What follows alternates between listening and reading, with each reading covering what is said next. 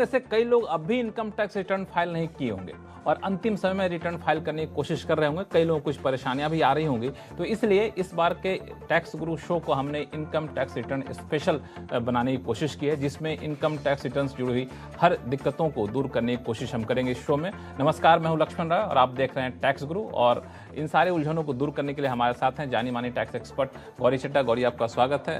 बहुत बहुत धन्यवाद कि आपने इतने व्यस्त समय में यहाँ आने के लिए समय निकालना, क्योंकि मुझे पता है कि इनकम टैक्स रिटर्न फाइल करने की बड़ी कोशिश चल रही होगी। कितने घंटे काम करने पड़ते हैं? बिल्कुल, आजकल हम 15-15 घंटे काम कर रहे हैं और स्टाफ तो कई बार इससे भी ज्यादा काम करता है। बताइए, 15 घंटे 16 घंटे काम करने के बाद भी यहाँ पे स्टूडियो आई हैं ताकि हमारे दर्शकों के सारी उलझनों को दूर किया जा सके।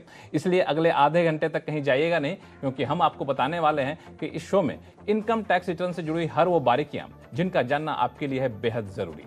फॉर्म 16 नहीं है फिर भी फाइल कर सकते हैं इनकम टैक्स रिटर्न। आखिर क्या है तरीका, बताएंगे इस शो में। और साथ ही साथ इनकम टैक्स रिटर्न में कैपिटल गेन्स दिखाना क्यों जरूरी है, इस पर भी हम चर्चा करेंगे। लेकिन सबसे पहले बात, इनकम टैक्स रिटर्न का फॉर्म जब भरने जाते हैं तो सबसे पहले सीए भी कहते हैं और हम लोग भी ढूंढते हैं कि फॉर्म 16 कहाँ है जिसके आधार पर हम रिटर्न फाइल करें। लेकिन कईयों को दिक्कत ये आ रही है कि फॉर्म 16 है भी नहीं, तो क्या करें। तो गौरी, पहला सवाल यही है, क्या फॉर्म 16 के बगैर भी हम आईटीआर फाइल कर सकते हैं? जी लक्ष्मण, देखिए फॉर्म 16 वैसे तो बहुत इंपॉर्टेंट डॉक्यूमेंट है। फॉर्म 16 आपका हक है, आपको अपने एम्प्लॉयर से लेना है और आप राइटफुली मांग सकते हैं कि आपको फॉर्म 16 दिया जाए समय पे। लेकिन फिर भी कुछ केसेस सामने आए हैं जहां पे एम्प्लॉयर ने फॉर्म 16 नहीं दिया है, तो वो लोग थोड़े परेशान चल रहे हैं कि बिना फॉर्म 16 के रिटर्न कैसे भरें। तो रिटर्न आप भर दीजिए बिना फॉर्म 16 के, कोई दिक्कत वाली बात नहीं है। आपको पे स्लिप्स मिलती हैं। पे स्लिप्स में आपकी जो एग्जेम्पशंस का अमाउंट होता है वो क्लैरिफाई किया गया होता है कि आपकी पर मंथ आपको कितनी एग्जेम्पशन मिली है और पर मंथ आपको कितनी सैलरी मिली है, कितना बेसिक पे है, कितना डीए है, कितना पीएफ कटा है, और ये सारी जानकारी आपके जो पे स्लिप है उसमें होती है। तो उसको आपको हर महीने का टोटल करके और क्यूमुलेटिव फिगर अपनी रिटर्न में डाल के आपको रिटर्न भर देनी है। साथ ही इसको 26 एएस से आप जरूर मैच कर लें कि आपकी जो पे स्लिप्स हैं ये 26 एएस से मैच कर रही हैं, क्योंकि अगर ये 26 एएस से मैच नहीं करेंगी तो आपको जो है नोटिस आने का चांस बन जाता है। 26 एएस से मैच नहीं करेगा तो फिर 26 एएस में कैसे बदलाव किया जाए, इस पर भी चर्चा करेंगे आगे हम। लेकिन फॉर्म 16 में एक और सवाल आता है, कई लोगों के पास नहीं है, कई लोगों के पास एक के बजाय 2 फॉर्म 16 आ जाते हैं, उनको क्या करना चाहिए? जी लक्ष्मण, ये बहुत कॉमन केस है।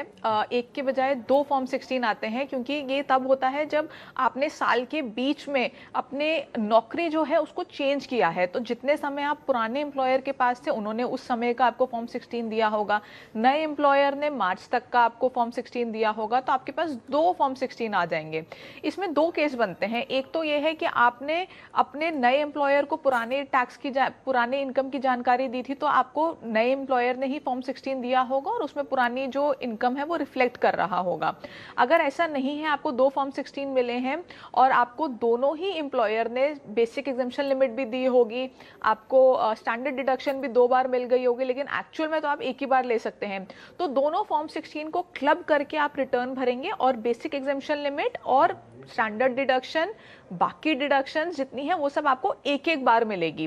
तो आपका हो सकता है कि इस केस में आपका टैक्स पेबल बन जाए। टैक्स पेबल बन जाए। हालांकि इनकम टैक्स रिटर्न से जुड़ी और कई सारी बातें हैं कि कौन सा फॉर्म चुने, एआईएस कैसे ठीक करें, कैपिटल गेन्स कैसे दिखाएं, इन सारे मुद्दों पर बातचीत करेंगे। लेकिन इस बीच हमारे साथ कई सारे फोन कॉल आ रहे हैं। एक सवाल आया मनोज गौतम जी का, जो फोन लाइन पर बने हुए हैं। मनोज जी नमस्कार, क्या सवाल आपके पास? अरे सर, मेरा ये है कि मैं सैलरीड पर्सन हूँ। ठीक है। और स्टॉक मार्केट में कुछ स्टॉक्स हैं और क्या कहते हैं, म्यूचुअल फंड है। डिविडेंड आया हुआ है जो है, तो उस पर टैक्स जो देना है, तो उसके लिए जो है आईटीआर 1 भरना पड़ेगा या आईटीआर 2 करना पड़ेगा? ठीक है, देखिए आपकी अगर तो सैलरी इनकम है और डिविडेंड से इनकम है, तो जो डिविडेंड की इनकम होती है वो इनकम फ्रॉम अदर सोर्सेज में जाती है, जो आप आईटीआर 1 में आसानी से दिखा सकते हैं। लेकिन आप स्टॉक्स में भी इन्वेस्ट करते हैं, तो इसमें 2 चीज़ें हो सकती हैं। एक तो ये है कि आप लॉन्ग टर्म के लिए इन्वेस्ट कर रहे हैं, स्टॉक खरीद के रख रहे हैं, बेच नहीं रहे हैं, तो आपको कोई कैपिटल गेन नहीं होगा।